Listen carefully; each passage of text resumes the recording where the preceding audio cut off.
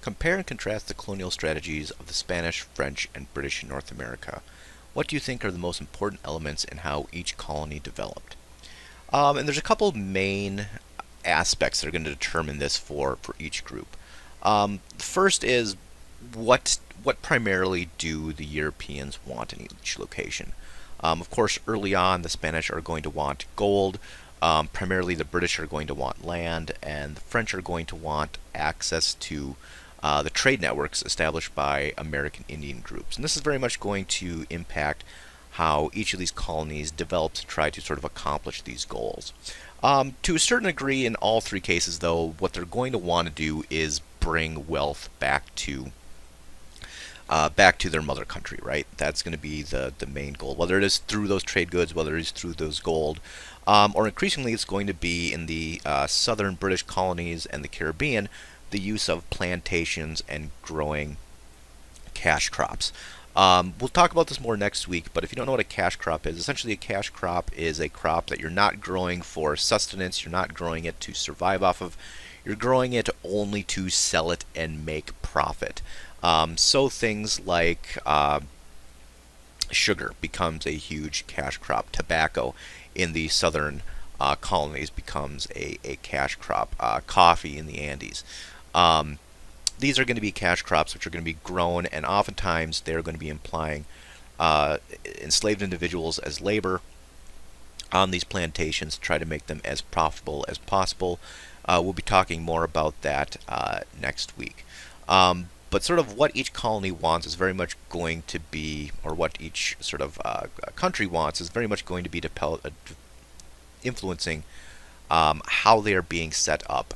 Another thing to think about is how much direct control does each government have on their colonies. Very early on, the Spanish have not. The Spanish crown doesn't have a ton of control, right? It's sort of the conquistadors all doing their own thing. The owners of those encomiendas all sort of, making the American Indians that were assigned to them work and try to find profit and make profit for them. But as time goes on, that's going to change, and the Spanish crown is going to be exerting much more direct control in the Americas, which is going to have some pretty profound impacts on how Spain is going to be developing.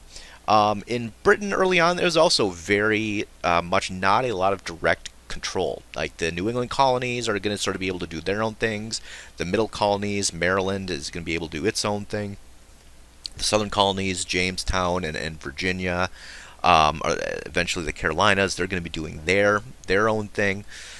And the British, even though there's supposed to be revenue and so forth coming back to the British Crown, it's not like Spain where there are these large gold shipments, routinely being shipped back, or eventually the direct governmental control that they are going to be influencing and exerting on their colonies.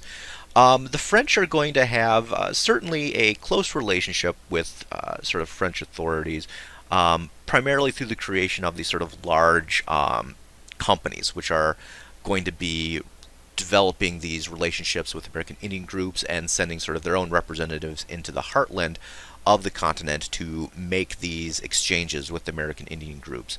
Of course, that's where you get the idea of voyageurs, right? Essentially, people who are going to be hired and paid to go into the interior of the Americas, exchange goods with American Indians, bring those furs back to the coast, and then sent back to England. So a pretty sophisticated network is going to be developed within Spain, or within France, New France, and it's going to be very much be run by these sort of large sort of almost proto-corporate systems, which are developed there to sort of conduct this very complex trading system.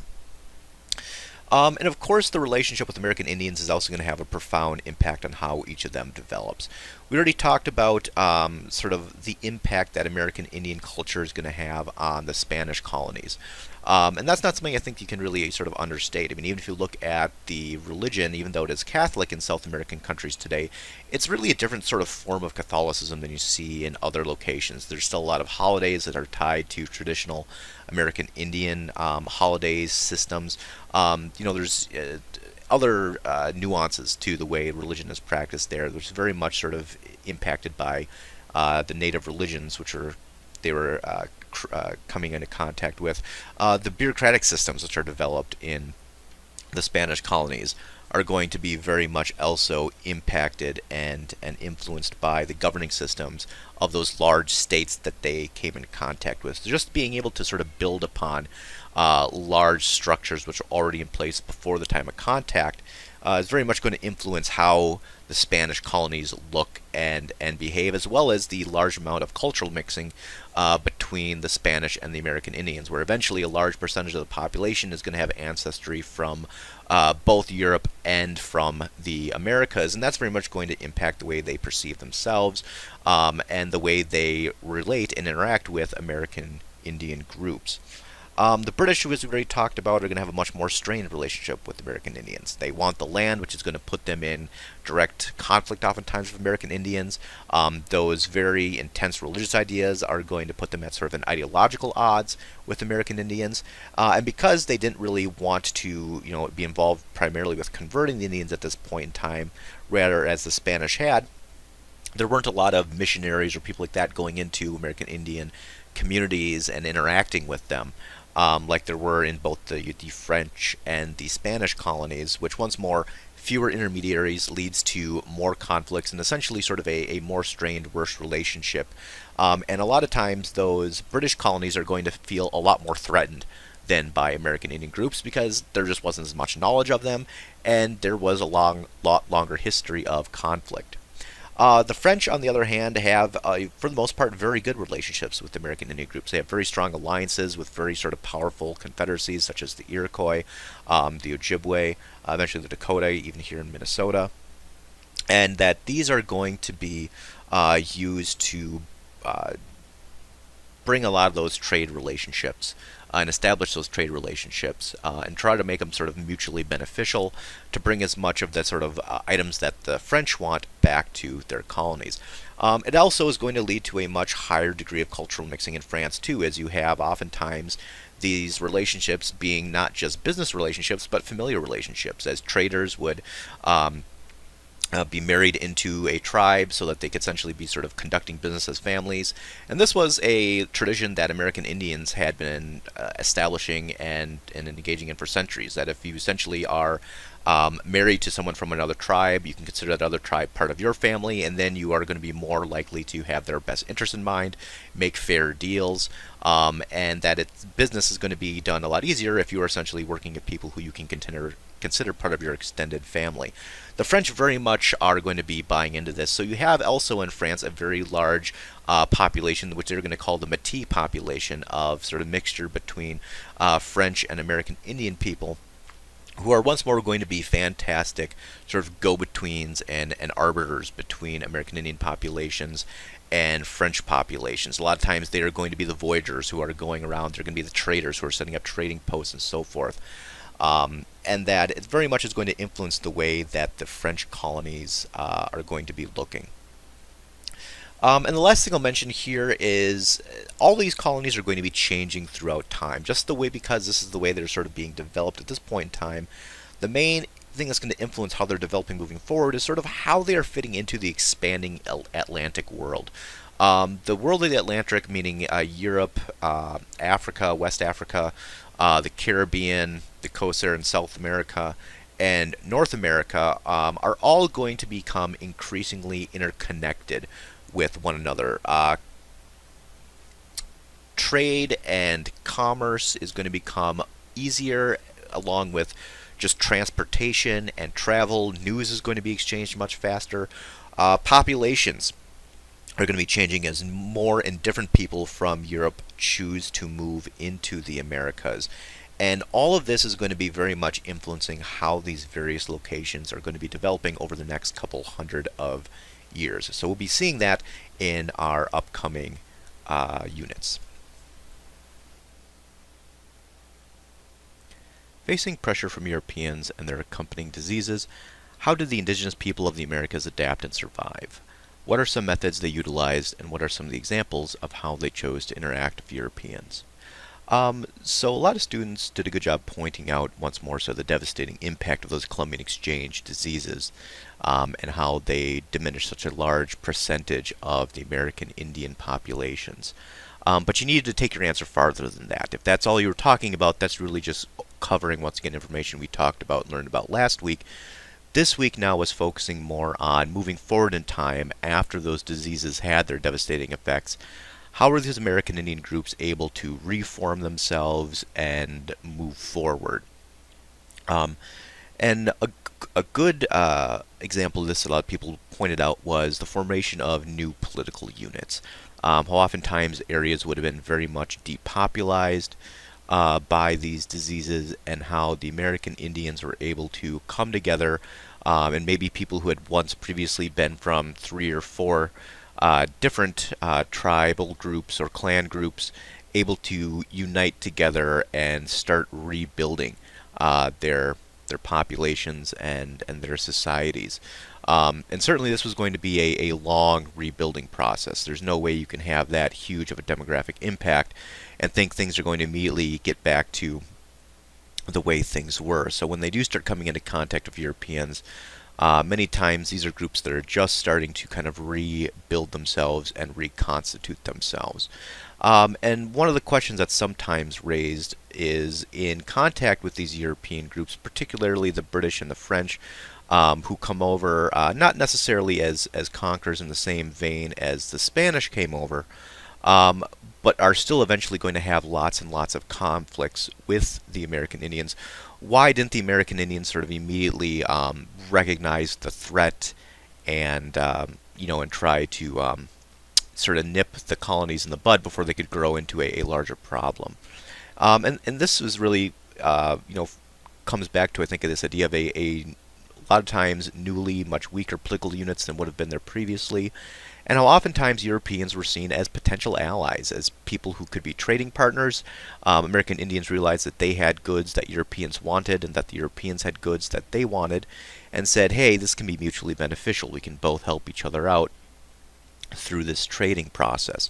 And that's going to work very well in a place like the New France in today, modern-day Canada, where the main goal of the French was to engage and establish those trading relationships and foster those trading relationships. So it's not surprising that those groups of American Indians who are able to connect with the French and sort of become their allies are going to make that a very central foundation of their lifeways and survivability moving forward, because it becomes very mutually beneficial and profitable to both sides. And even one of the reasons why those American Indian groups are willing to sometimes just right out feed the very early English colonies so they don't starve is because they want a group who they can trade with and exchange with, and also potentially make political alliances with. Remember, even though these are newly formed political groups, oftentimes there's still rivalries, there's still competitions, there's still other groups, American Indian groups, that they're in competition with. And they really didn't see the Europeans as being this different outside people. Essentially, they just sort of looked at them as being a different political organization, like all the political organizations that they dealt with of other American Indian groups, that could be, brought into an alliance, could be utilized, could be made friends potentially of. And we already talked about the trade aspect of it, and they didn't view them as a sort of outside invading force, really until it gets to be too late, when suddenly they start realizing that, oh, this isn't just a few people showing up here to establish sort of trading posts, that they are now here for a much longer period of time and are wanting more and more of our land. That's when you start getting conflicts, and that's another way that American Indians start dealing with Europeans is, when the Europeans push too far, whether it is in the case of the Spanish trying to convert American Indians, whether it is in grabbing too much land in the case of the northern British colonies, whether it is trying to take American Indians as slaves, as the case is in the southern British colonies. A lot of times this is going to spark wars and pushback, and sometimes Europeans win these wars, sometimes American Indians win these wars. As time goes on, it becomes harder and harder for American Indians to win these conflicts, but that's certainly another way that American Indians deal with this, is when things get too bad, they do fight back. And really, which of these options American Indians use is typically based upon what they think is in their best interest. But a lot of times, like I said, it's making the best of usually not great options available to them. And those options are only going to get worse and worse as time goes on and more of their land is taken up by Europeans, and they're continually pushed further and further westward.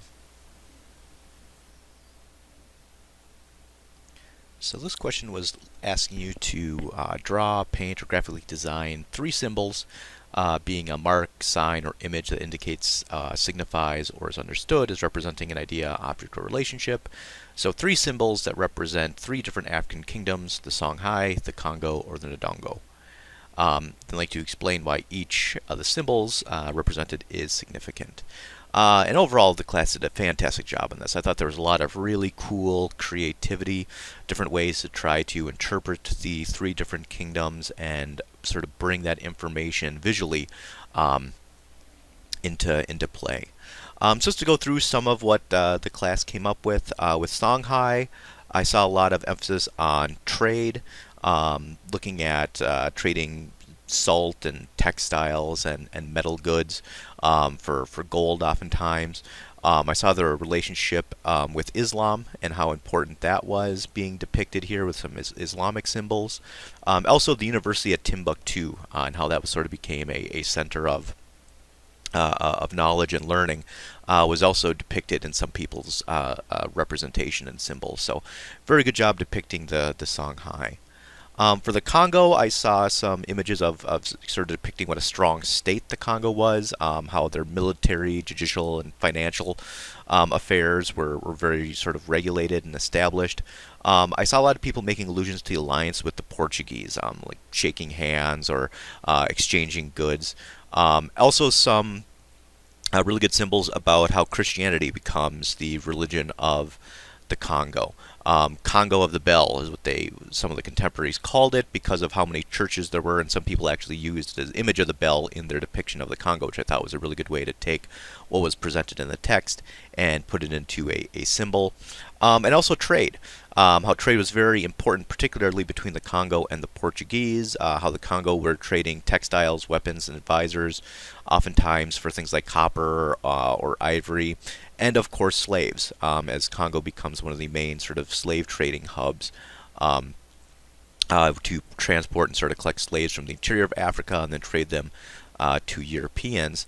So that's another thing that oftentimes was brought up in the symbolism, how sort of these kingdoms were very much central to this emerging slave trade.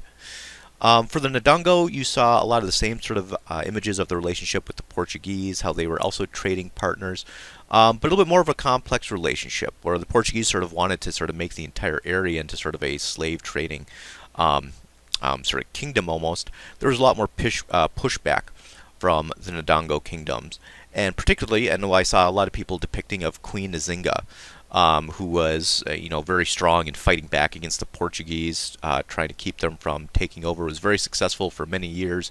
The Portuguese both sort of respected and feared her to a large degree, even though in the end she was not able to completely kick the Portuguese out. She made their lives a lot more difficult for a long time. And also some people were depicting sort of her idea of a flipped gender roles. How it was very interesting how she portrayed herself as a king. She wanted herself to be referred to as king. And she even sort of flipped the roles of sort of the court, where she had her own concubines who were essentially men dressed up as women, and she was a woman dressed up as a man. So still trying to keep some of that same sort of patriarchal imagery, but sort of turning the whole thing on its head, and while simultaneously sort of running a kingdom and fighting back against a colonizing force. A pretty amazing thing. So I think the depictions of Queen Nzinga were very much kind of on point here for the Ndongo. But overall, no matter how you decided to depict these, I thought overall the class did a fantastic job. Why do you believe such a brutal and oppressive form of slavery developed in the Americas? Um, and the class overall did a very good job, and this is a very complex and question, and really I think deserves a very long and detailed answer. So a lot of the students sort of brought in bits and pieces, I think, of the total, but I'll try to sort of put them all together here in this review. And of course, as it was discussed in the PowerPoint, Um, Slavery has been around for pretty much ever since human beings were creating large agricultural states, um, and that was nothing new. However, the form and the brutality and the longevity of the slave system that's developed in the Americas is, in a lot of ways, an anomaly from what we saw historically. And this was due, I think, for a number of reasons. Um, First of all, for the Europeans who were coming into contact and looking early on for people to work on their plantations, whether it was trying to take advantage of American Indian populations or later trying to obtain enslaved individuals from Africa, uh, a lot of them in European culture at this point in time, there wasn't an idea really of human rights. That people sort of had rights that should be honored or respected. Europe itself was a very hierarchical society. Um, and certainly the people at the top had certain rights and privileges and so forth, but the vast majority of people did not. And it certainly was not unusual for people of the peasant class or the lower classes to be victimized and used, maybe not quite in the same way as the slaves are going to be used, but in some way, shape, or form taken advantage of. So that perspective wasn't necessarily anything new to a lot of people entering into this slave system.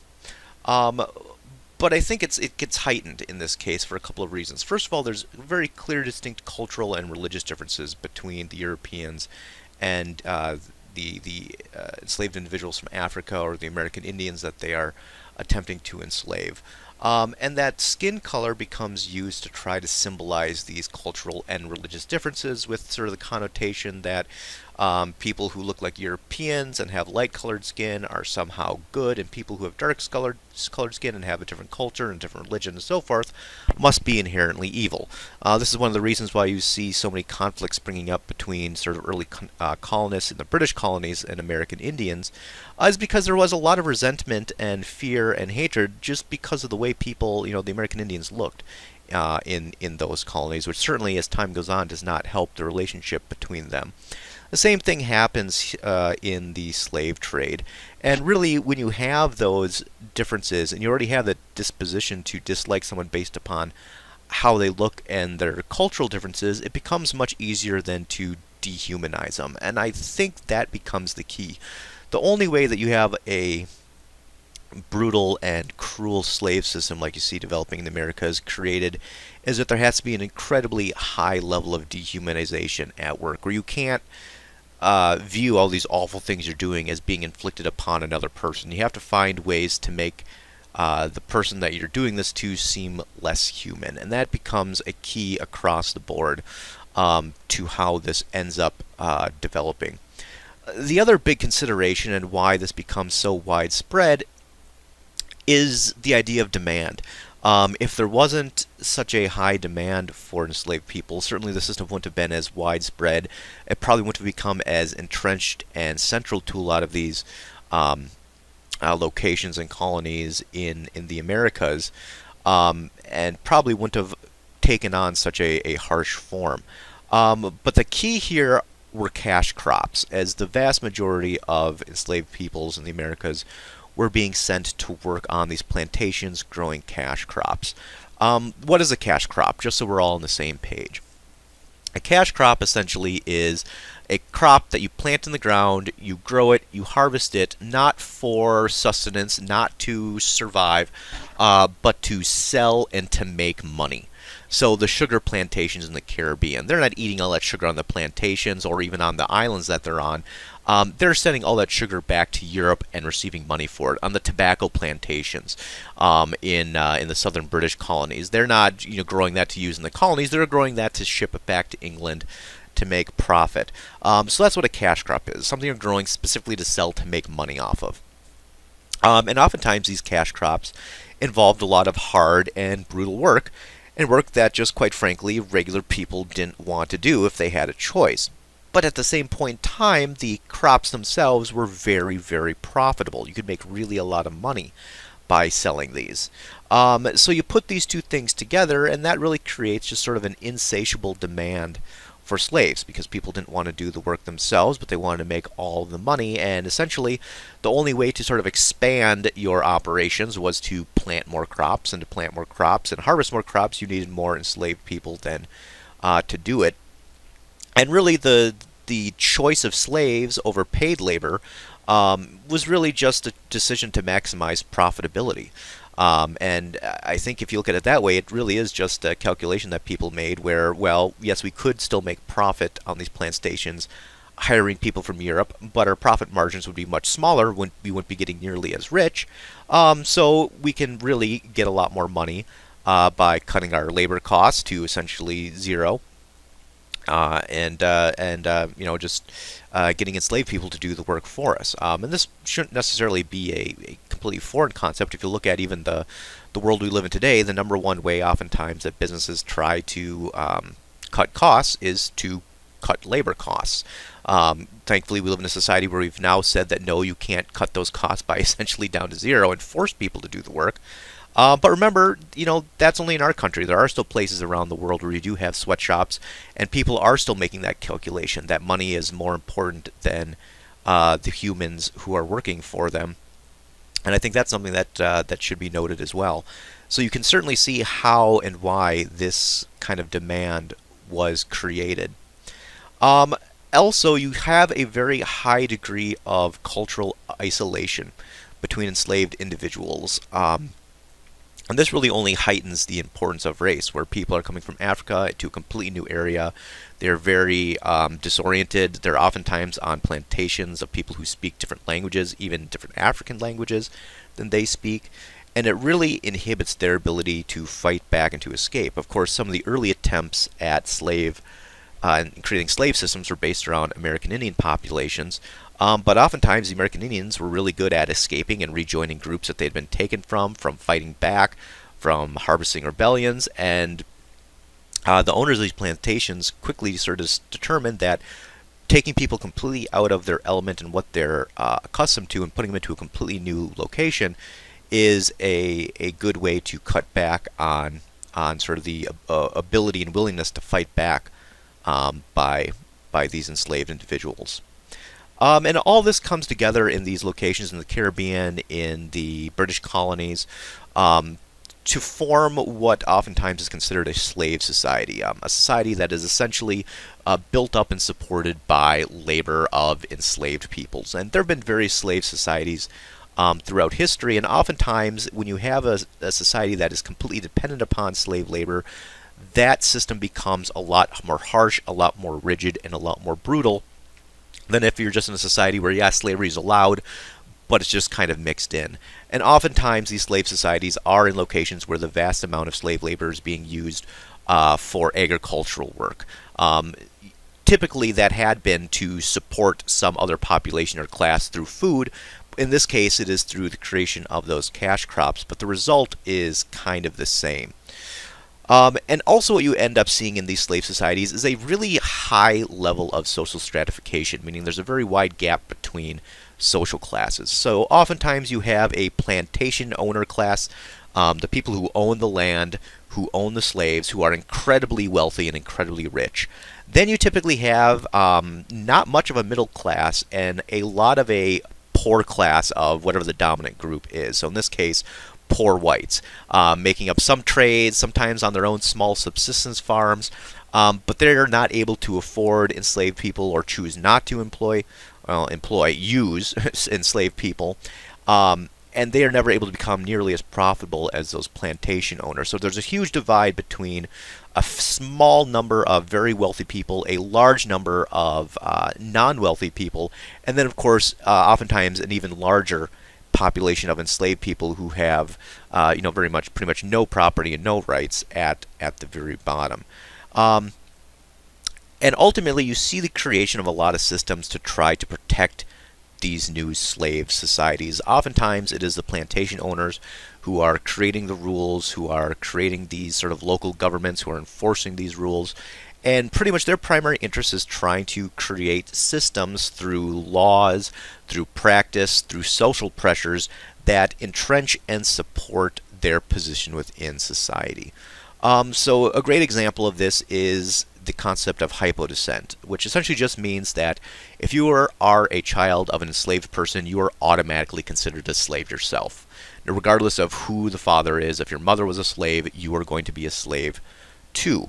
And this is one of the things that definitely makes the slave system in the Americas so terrible, is because there's no way out of this loop of slavery. If you're born a slave, you're going to die a slave, and any of your children are going to be slaves as well. And this is, in a lot of ways, an abnormality in slave systems. Quite typically what you see happening, for example, traditional slavery in Africa, traditional slavery in the Americas, as well as other locations in Eurasia, is that sure, someone might be a slave for their life, but if they have children, quite typically those children would not be slaves. They would be free. They would join whatever the rest of society was. Sometimes they'd be considered part of the family unit that they were born into. And in that way, yes, slavery was poor for and bad, and certainly don't want to underestimate how terrible it would be for individuals who were placed into it. But oftentimes their children could have the opportunity of having a better life than they do, and breaking that system.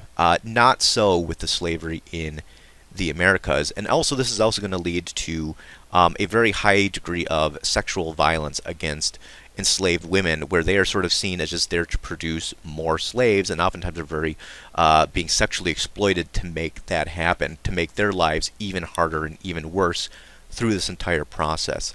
You also see the passing of slave codes, as for example we're going to see in our primary source document this year, which are essentially there to regulate all behavior of enslaved individuals and offer very harsh punishments for any violation of that behavior.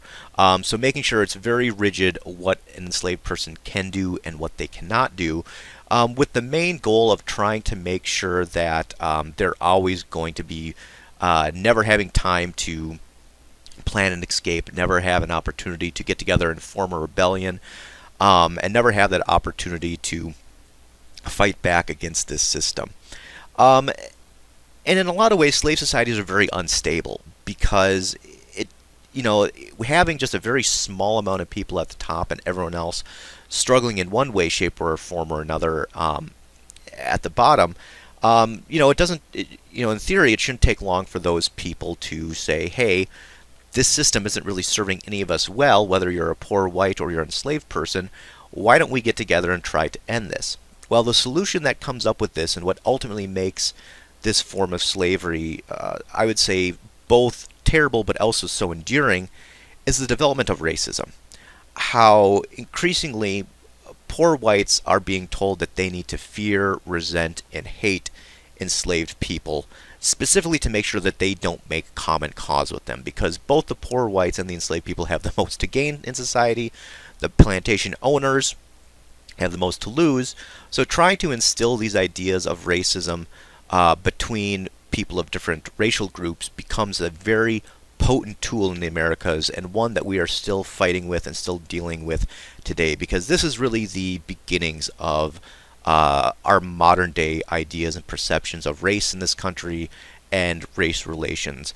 And it comes down to trying to make sure that people who should have a lot in common and should be fighting back against a system that is not serving anyone well is going to spend so much time fearing and hating each other that they can't have enough energy or can't realize or figure out that no one's best interests are being served if 5% of the population controls 90% of the land and 95% of the wealth. And really, once ideas of human rights and political rights do start to become more common, as they are going to be doing here in just a couple hundred years, you then see racism being used to further dehumanize enslaved individuals. Because once more becomes more important if there are suddenly these ideas coming out of the European Enlightenment, which we'll be discussing in a few weeks here, that there are things as natural rights and human rights, and that people should have representation in a government, and that people should have unalienable rights. You start seeing a clear hypocrisy between the people in these colonies who are saying, yes, we want political rights and political freedoms, but we're denying it for the vast majority of our populations. So in order to combat that, they sort of double down on that idea of racism and really start tying in not just that enslaved peoples are different and sort of form their own separate class, and that's just sort of bad luck or God's divine will, which had sort of typically been the way that enslaved people were perceived prior to this. But increasingly, they start trying to make slaves seem more threatening, more aggressive. So you got to make sure to keep these very strict slave codes in place, making them also seem lazy and stupid, and trying to make everything they can do to try to further dehumanize these enslaved peoples. And that sort of serves a two front, trying to say, well, if they're not really humans, we don't necessarily have to give them rights. And on the second hand, trying to make sure that poor whites understand that, well, no matter how bad our lot is or our life is, well, at least we're not an enslaved person. At least we're not a slave. At least we, there's someone in society that we're better than. And trying to use that racist idea and ideology to once more keep them in line within this broader system, and to keep as few people as possible questioning with these emerging ideas of human rights and natural rights, why those aren't being applied to such a large percentage of your population. So a long and complex and convoluted answer, and I'm sure I did not touch on all the points here, but those are just some of the reasons why you see the slave system in the Americas becoming so distinct, so harsh, and so brutal through this time.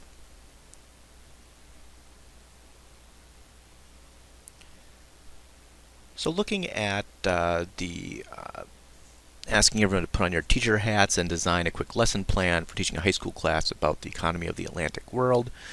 So for learning objectives, I saw what a lot of people were putting in there was the idea of interconnectivity, of regional specialization, of just sort of looking at how the Atlantic world is changing throughout time and becoming more interdependent in a lot of ways.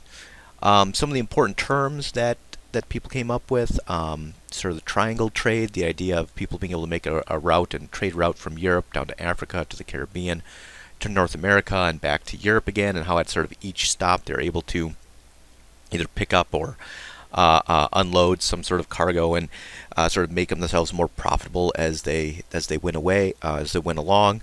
Some people, put in specific locations that were important on this sort of triangular trade route, like Angola or Barbados or Boston. A lot of people put in things like trade goods, guns, enslaved people, enslaved individuals, sugar, rum, furs. That these are all aspects and goods that are going to be very much making the rounds throughout the Atlantic world and connecting these various locations. A lot of people also mentioned the slave trade, the African diaspora, the importance of cash crops. These are very much also going to be important factors. And I also thought the class did a very good job coming up with some interesting activities that could be achieved. Some people talked about like an exchange game that you could potentially do with various goods. Someone sort of combined that idea of a map activity where you could have a map and have sort of different depictions of various trade goods at various locations and see where they started and where they ended up. Some people or some person had the idea of using sort of the primary sources like we normally do, but having it sort of tied in with the important terms. A trivia game to try to sort of test people's knowledge, breaking the class up and doing presentations on different aspects of the Atlantic world. These were all very good ideas that you came up with. So I was glad you were all able to sort of start thinking a little bit like teachers, whether or not that's an ultimate goal of yours or not. It's still sort of fun to say, well, if I was doing this, this is how I do it. So a good opportunity for that here, and I think the class overall did a fantastic job. In your opinion, what are the main aspects that led to the political stability of Ming and Qin China? In what ways was this political stability threatened during this time period? So a lot of people started off by talking about sort of the importance of the transition at the beginning of this time period away from Mongol rule. Of course, the Mongols had conquered China and had been ruling it for a couple hundred years at this point in time, although they had adopted a lot of sort of the Chinese ruling practices and ideology. It was sort of very important for the Chinese after this time period to sort of try to reassert their Chinese identity. The Mongols, for example, had sort of forbidden, sort of Chinese government officials from wearing traditional Chinese clothing. And there was other, obvious sort of cultural differences that the Mongols had brought in and had implemented in their ruling style, that the Chinese certainly wanted to sort of return to a lot more of their sort of classic traditional culture. A big part of this was a return to traditional Confucian governing principles. And China had been organized into a large, coherent state for quite a while. Really, they've had different dynasties, but going back to, the 600 BCE or so, there's sort of been a relatively long, stable reign of various dynasties within China that have all utilized the idea of Confucianism and its principles to govern a incredibly large and diverse area which comprises China. And some of these sort of Confucian ideals that they were very much interested in was sort of an ideal of mutual respect between various relationships. So, for example, a father was supposed to sort of look out for his son and do things in the son's best interest, and the son, for his part, was supposed to give sort of unquestioning loyalty to the father. There's a very sort of patriarchal relationship built in between a wife and the husband, where once more the wife was supposed to sort of give unquestioning, undying loyalty to the husband, but the husband was supposed to act in the wife's best interest. And this sort of internal sort of family relationships that were built up were supposed to sort of be mirrored at the national level. So the subjects were supposed to give their undying, unquestioning loyalty to their regional governors and to the emperor. And in return, those government officials and the emperor were supposed to be sort of good caretakers of the people. So certainly it was a governing system made up of these various relationships. It gets much more complicated than that, but that's sort of a broad overview. A really important element then of this Confucian governing model was the importance of highly trained and highly skilled bureaucrats. Because China was essentially the largest, population-wise, largest sort of empire on Earth at this point in time, and had been for quite a while, a very intense sort of bureaucracy was necessary to try to keep everything running and working correctly. And China, more than anywhere else on Earth, pioneered this idea of having really highly trained people in those governmental positions to try to make sure everything is going to be moving and working as smoothly as possible. So a big part of this was the civil service exams. They're sort of like, you might think of it the equivalent of getting a PhD in our modern world, where people would be essentially training and studying their entire lives to take this exam. It'd be sort of a very intense 3-day exam where they'd sort of be isolated and they'd only be given water, and they have to write out all these various essays on Confucian thought and principles and so forth. And there'd be different exams also depending on sort of what level you wanted to get to.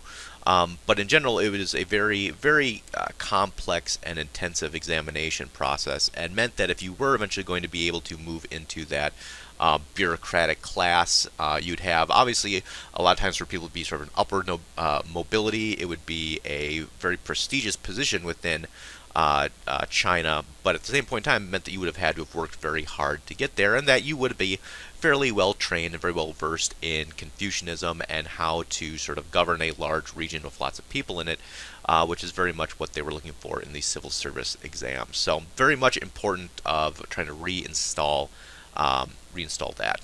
Sort of along with the importance of sort of the civil service exam system was that there was a lot of support for scholarship and knowledge, particularly on behalf of the various emperors during this time period. That they certainly wanted to look back and accumulate histories within China. They wanted to make sure that knowledge is being recorded and written down and shared. Travel logs from visiting different lands through the Silk Road were accumulated and compiled into compendiums and volumes. And there was definitely a attempt to try to enhance and expand and record their knowledge. There was also a return to more strict social stratification during this time period. That sort of goes hand in hand, I would say, with those Confucian values, which very much sort of favors a sort of conservative, strict social and uh, sort of personal relationship hierarchy, which was definitely being reinforced during this time period. You can certainly see that in the treatment of women, as women's roles typically declined during this time period. The practice of foot binding was introduced, and in general, women had fewer opportunities and were oftentimes sort of being placed under much tighter controls than they had been prior to this time period. So that's going to be one element that's also going to be sort of reinstating and reinserting itself. As the Mongols came in, they typically had a much more egalitarian view of women. Women, certainly I would say, were socially on the same level as men, but coming from much more of a nomadic, steppeland nomadic culture, it was very much not uncommon for women to be warriors, for women to have very important jobs and roles within society. And certainly that gets transferred in with some of the Mongol ruling ideology, which is one of the things that the Chinese, particularly Chinese men and Chinese politicians, did not like during the Mongol period of Mongol rules. So that certainly gets sort of brought to the other more extreme side after the Chinese are able to retake over. You also see the restoration and expansion of agriculture during this time period, which is going to help boost that very large population that China already had to even new heights and new levels. For example, you see the introduction of new crops from the Americas. Maize, which is essentially corn, sweet potatoes, peanuts. Those are all going to have a large impact on boosting agriculture within China, making sure that China can sustain even higher population levels, which they will certainly be getting to after this time period. Some people also mentioned Cheng Hu and his voyages of exploration, and how this was just sort of an example of how wealthy and prosperous the Chinese emperor and empire had become, and the fact that they were very much in a certain ways being sort of more expansionist than they had in previous eras, at least for about a 20-year period during those voyages. Also, as Europeans became more and more interested in China, remember Europeans had very recently at this point in time begun sailing and navigating and setting up their own sort of trading networks within the Indian Ocean Trade Network, which China was very much sort of one of the anchors of.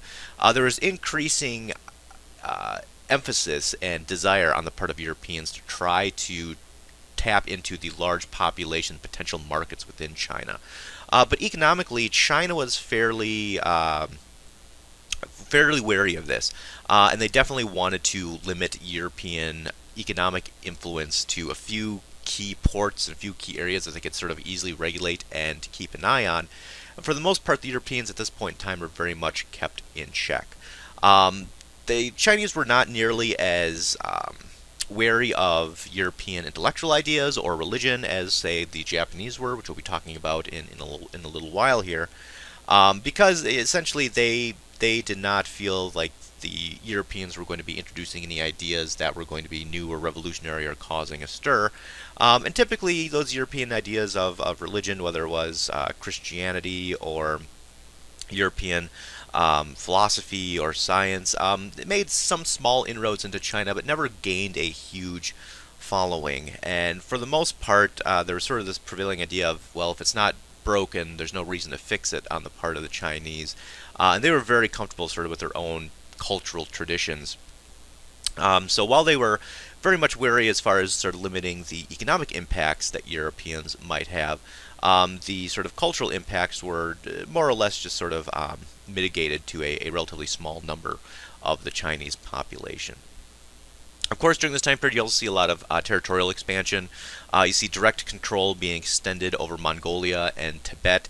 The Chinese army grows very much larger in size and their capability to bring these new locations under their control and control them. You also see the expansion and the introduction of sort of more tribute states like Korea and Vietnam throughout this time period.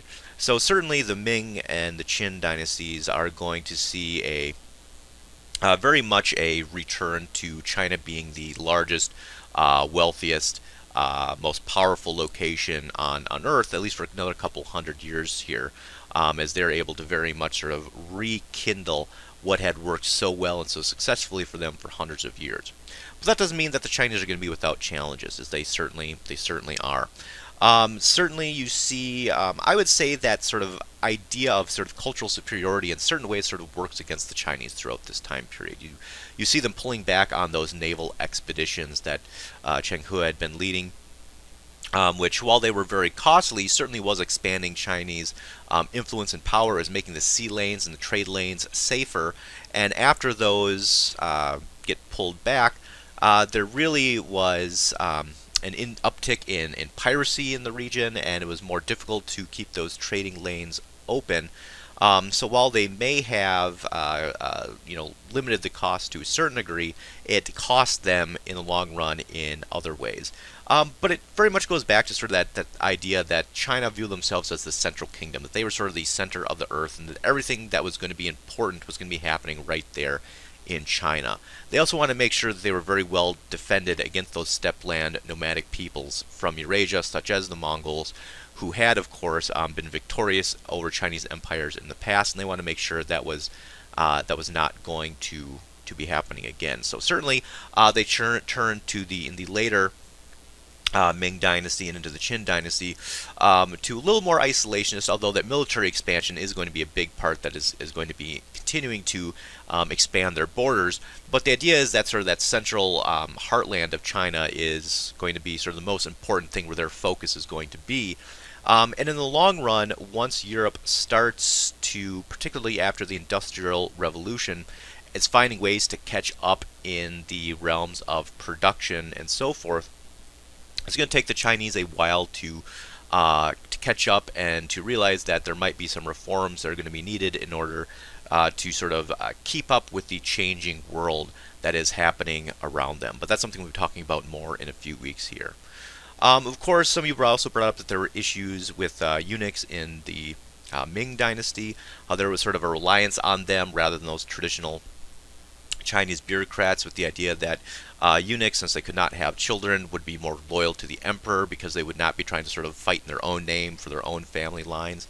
And certainly the Chinese put a lot of blame on the eunuchs at this time period, which I think is why it comes down to us. But it seems like the eunuchs were sort of more of scapegoats at this point in time for people who were dissatisfied with the empire and the emperor himself and as a whole, that they wanted to find sort of an easy group to blame, and it seemed like eunuchs were sort of that scapegoat that they could use to try to put the blame for what was going wrong on a group of people who, while they held fairly high status positions in the emperor's court, ultimately didn't have a ton of political sway outside of what they were given by the emperor themselves, which put them in a pretty vulnerable position ultimately. And of course, there's going to be that uptick in piracy, which I noted, which is going to be hampering China's economy and particularly bringing disaster to some coastal areas. There's natural disasters and famines which are occurring during this time period, peasant revolts, which of course lead eventually to the decline of the Ming and the sort of the Qin dynasty rising to prominence. So those are all going to be challenges that China is going to be facing, but it certainly wasn't unusual for any sort of large imperial system to be facing these kind of challenges throughout this time period. And China is going to navigate it more successfully than most, which is why up until the 1700s, like I said, they're still going to be sort of the center of the cultural, intellectual, economical, and certainly having the highest production levels in the world through this time period.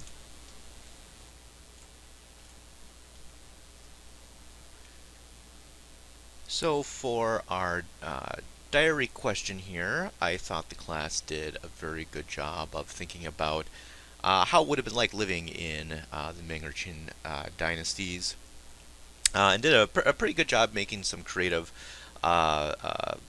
entries on sort of taking the information that we learned in the last section about sort of how life had developed and changed during these time periods, and then putting it into much more of a sort of personal perspective. So some of the people thought about what it might be like to be a person who was either preparing to take the civil service examinations or had already taken them, how they thought that might change their lives. or how being one of those bureaucrats, what their sort of life was like. Some people also focused on the sort of reinforcing of patriarchy during this time period, and how women felt like they had very little power, sort of how brutal the practice of foot binding was, and how that was negatively impacting a lot of women during this time period. So there was definitely a focus on that in the answers I was reading. There's also focus on the expansion of territory. People imagining what it might be like to be a soldier in the Chinese army. Other people thought more of maybe what it would be like to be a sailor in Zheng Hu's ship, and how that might have felt or looked. What kind of experience that would have been. Other people focus more on sort of the differences in agricultural production. A lot of people said, well, if I was a farmer, this is kind of how my life might have been impacted and changed during this time period. So yeah, there's a really good cross-section of all the various ways that China was developing and changing during this time period, and these sort of most important aspects. So I thought the class did a very good job of teasing those and bringing those out. I would like you to choose 3 images or pictures which were displayed in this week's PowerPoint or chapter. Give a brief description of each image and then describe what you think it can tell you about East Asia during this time period, or how the image exemplifies the major themes or elements of early modern East Asia. And yeah, once again, I thought the class did a very good job of picking a good sort of cross-section of the resources available. I saw a lot of people putting in the image of the Machuan treasure ship compared to the sort of early European seafaring vessel, kind of showing just sort of how large and advanced the Chinese sailing ships were at this point in time, and how sort of that technology was being utilized compared to the Europeans that were sort of just barely getting their legs under them to a large degree. Their ships were comparatively very, very small, not nearly as stable, and much more sort of haphazard than what you saw with these incredibly large, Chinese sailing ships during this time period. So it sort of shows you how China, because they had been sort of such a large, powerful location for such a long period of time, just sort of compared to Europe that was sort of just getting going at the beginning of our sort of class period here. A lot of people also focused in on some of those Chinese trade goods. The images of the Chinese porcelain, which the Europeans very much sought after, so much for that eventually end up being called China in Europe. So if you think about fine china now, it's still coming from this idea that the Chinese were the ones who really sort of pioneered the creation of this sort of very fine and intricately detailed pottery and glazed pottery vessels. There's also the images from the book of sort of the women pouring tea and weaving silk, and how tea and silk were also 2 of the primary trade goods that Europeans and other people around the Indian Ocean Trade Network were very much interested in trading with the Chinese to bring those goods into their own country. And oftentimes China was making themselves very rich importing gold and silver for these more manufactured goods. A lot of people also pointed to more of the architecture of the time period, the construction and building of the Forbidden City under the Ming Dynasty, of course. Also, the Hall of Supreme Harmony being created during this time period. Shows that there was definitely a uptick in sort of monumental construction. The Great Wall was also represented in a lot of people's pictures. And even though the Great Wall, as we sometimes think of it, really is not all that historically accurate, it was more sort of a continuous line of sort of forts, and there were some portions that might have looked somewhat similar to what we think of as the Great Wall, but typically it would have been a lot more sort of spread out and sporadic. But very, very long history of it. It really goes back to the 3rd, 4th century BCE or so. So yeah, very good job with sort of those architecture and some of the images of sort of the structures that make China so unique, and really also sort of show the wealth and power that was present in these dynasties. Also showing the wealth and power of the dynasties, people pointed out the images of the emperors, how they're always wearing sort of very elaborate clothes, and definitely that those clothes sort of showed the power and prestige of their position. I also really liked the people brought in the images of the city of Cathay. How there was a lot of those series of those images there that really sort of show what a sort of bustling, prosperous city it was, with all sorts of trade coming in via ship, via land, all sorts of shops and residencies in this location. It really kind of gives you an idea of a very sort of thriving port city. And how that's just one example of numerous cities across China, really showing why it was sort of the industrious kind of center at this point in time. A lot of people also pointed out the arches in honor of unmarried widows as sort of an example of how architecture can be seen to resemble sort of the patriarchal structure which was created during this time period. How people whose husbands had died were being encouraged to not remarry and try to sort of stay faithful to their husbands, even if their husbands had passed on or were dead. And people also brought up the image of sort of the irrigation device. You can see a few men sort of on almost like a treadmill type thing, putting water and getting water to flow into the fields. And it seemed like a pretty ingenious device, but something that would take a lot of work. And that ultimately gets back to, first of all, why China was the largest producer in the world at this point in time, because in a pre-industrial society, pretty much the only way to increase production output was to increase the amount of people working. It was pretty much just to increase man hours. And because China had that very large population, they were essentially able to increase their production exponentially. But a lot of times it took really a lot of hard work, as that picture demonstrates. There's also the picture of the people sort of pulling the boat down the river, and things that you think, there might be an easier way to go about doing this. The Chinese didn't necessarily have to innovate more effective ways of production because they had always sort of had enough manpower to get done what they needed to do.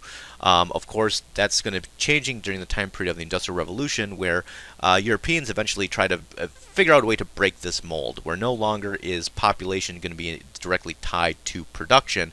There's now going to be new ways to try to increase production without having to directly correlately increase the size of your population. And once more, that's going to be one of the reasons why China is going to find themselves in a position where they're going to need to adapt, because they had been so reliant upon just having such a large population and having that correlate to a very strong level of production for such a long period of time. It definitely is going to take a mental shift, so to speak, on the part of the Chinese to start realizing that if they want to keep up with the way that the world is moving, that they're going to have to make a few revisions here or there. And that's, of course, going to be a topic that'll be coming up later on in the semester as well. All right, taking a look at the word clouds that people comprise.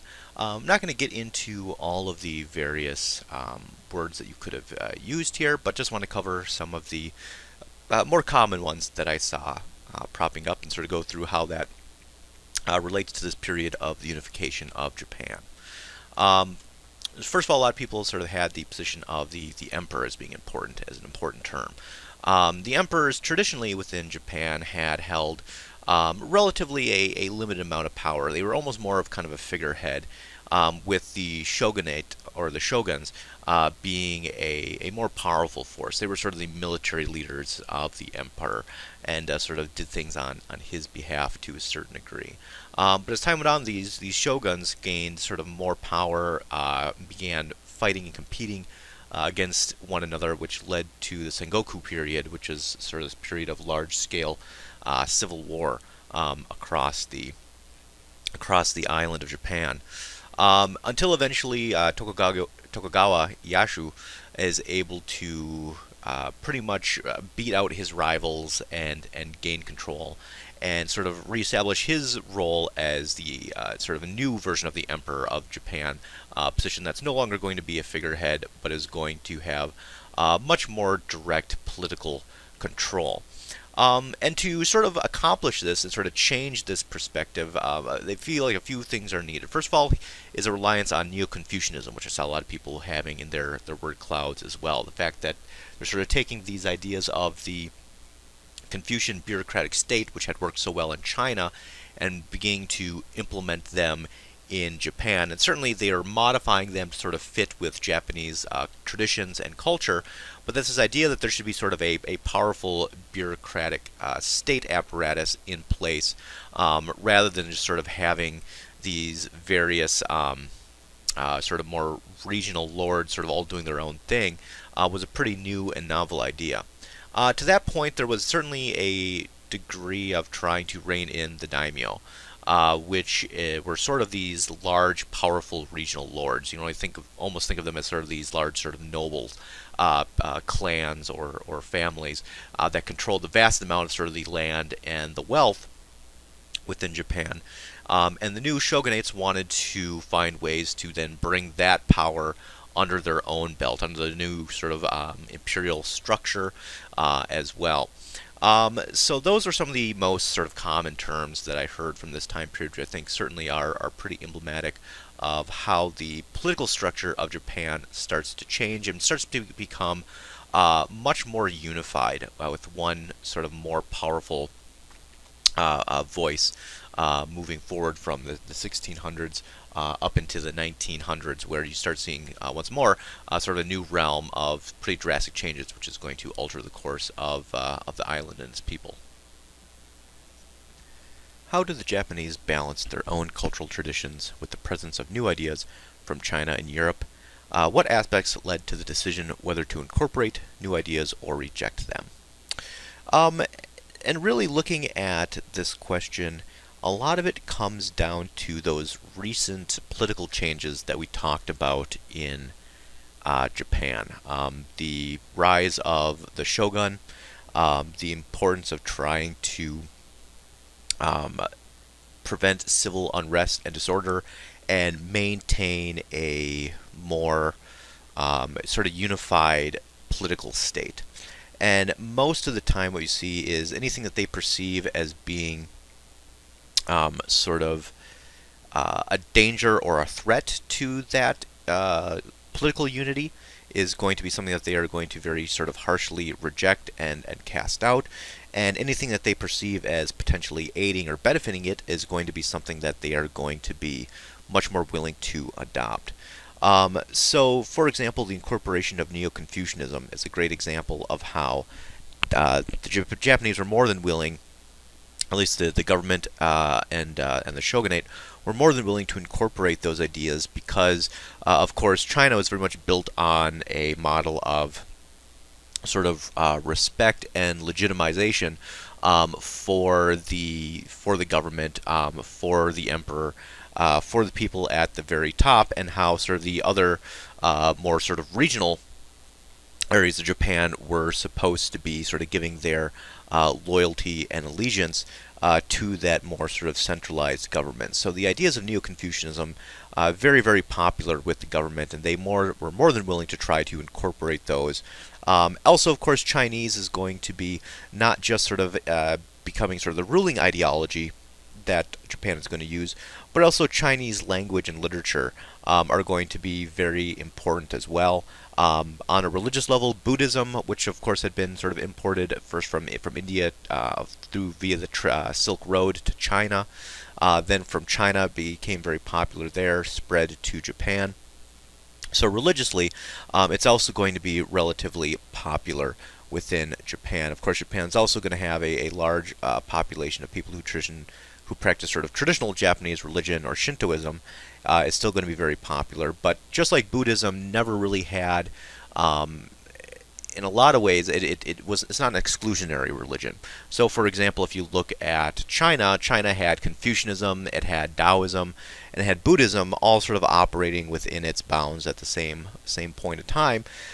So Buddhism had no issue with sort of combining with other religions and sort of fulfilling different religious or spiritual needs that people had.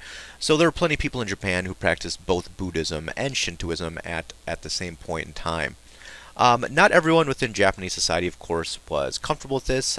There was that sort of emphasis by some on native learning, who wanted to sort of cast out or cast doubt on any sort of literature or religion that originated outside of Japan. But typically, those were not people at sort of the very top levels of the Japanese government, which is why those elements that did seem sort of beneficial or at least not threatening to the stability of Japan were pretty much sort of allowed to thrive.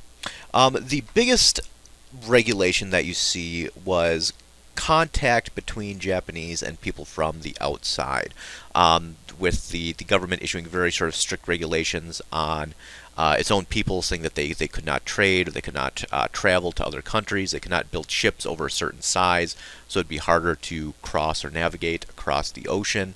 And trying to very much regulate what kind of contact the Japanese were going to be having with outsiders. And particularly, this was going to be leveled at Europeans. Wanted to make sure there wasn't going to be too much European influence. And to a certain degree, this was a fairly smart strategy on the part of the Japanese.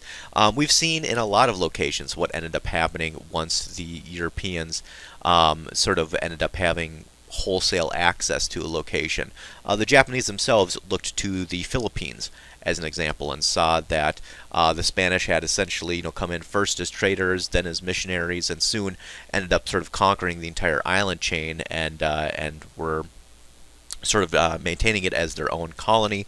We already saw what happened in the Americas, and pretty much, the sense was that everywhere the Europeans could essentially get enough power and hold to take over, they would. So it wasn't necessarily a terribly it was a relatively intelligent idea, I would say, on the part of the Japanese government to be very skeptical and cautious of the Europeans that they were interacting with.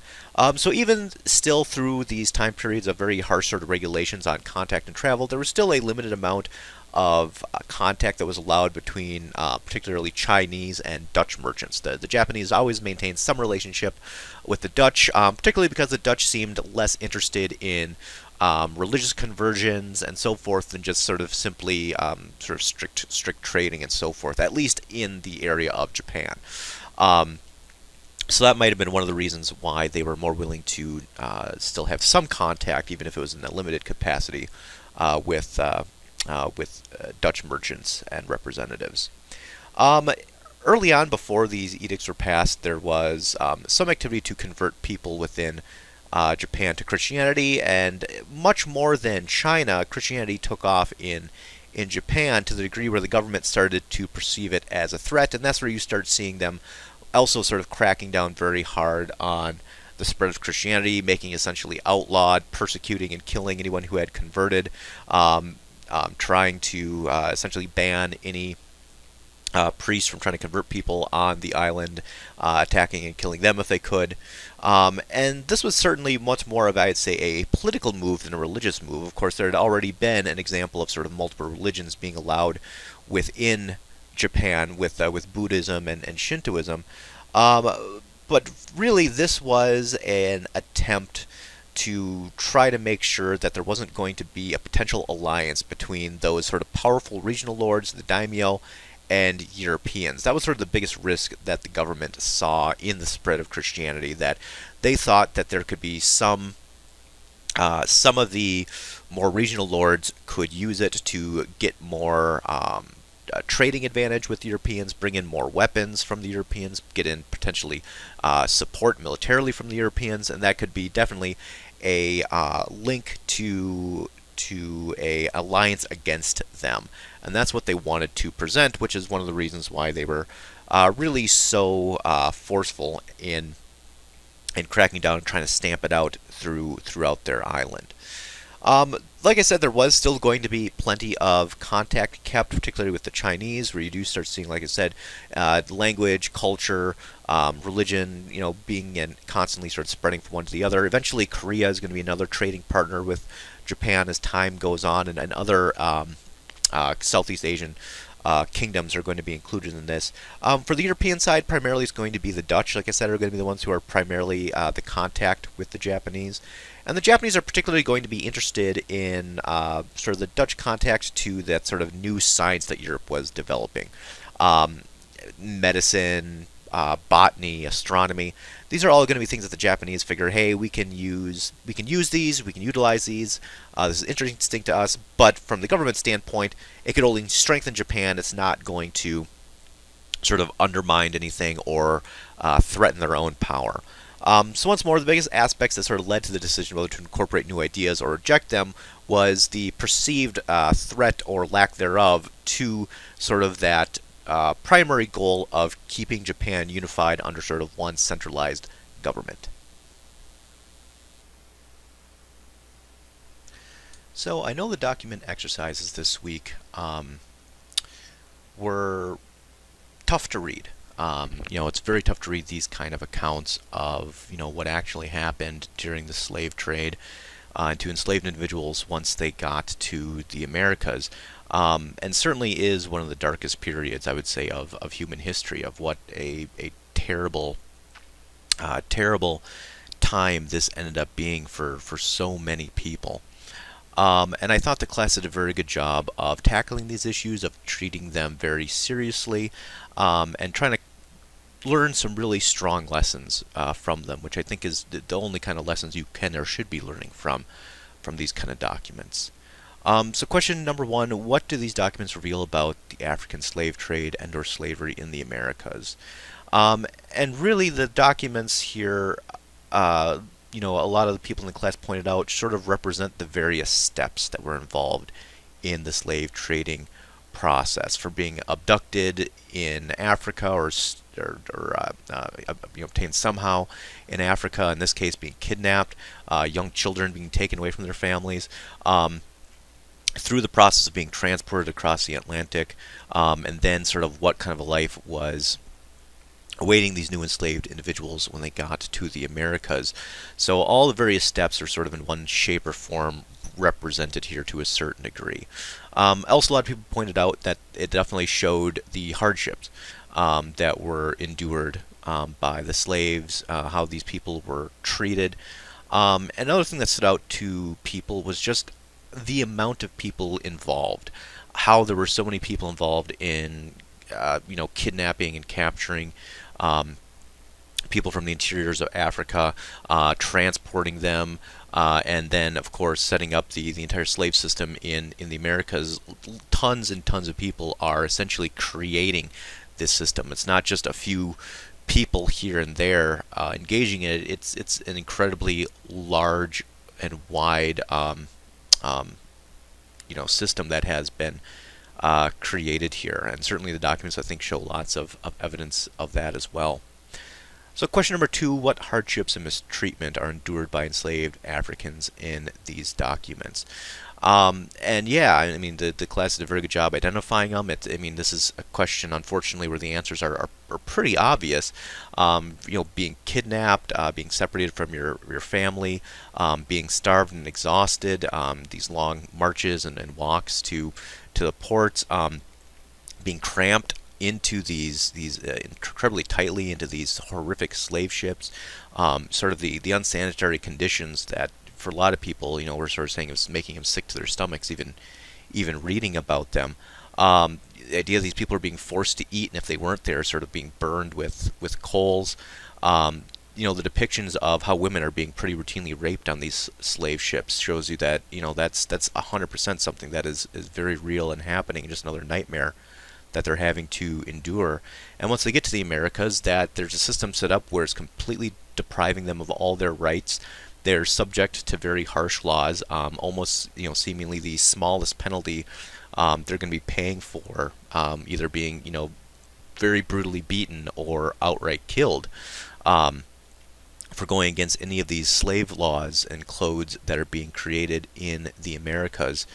And really, almost every way a person's human rights can be violated, you see evidence of that here in these documents. So, question three, what are the lessons that we can or should learn from the African slave trade and slavery in the Americas? And certainly on the surface level, a lot of people did a very good job depicting that, yes, slavery is really bad.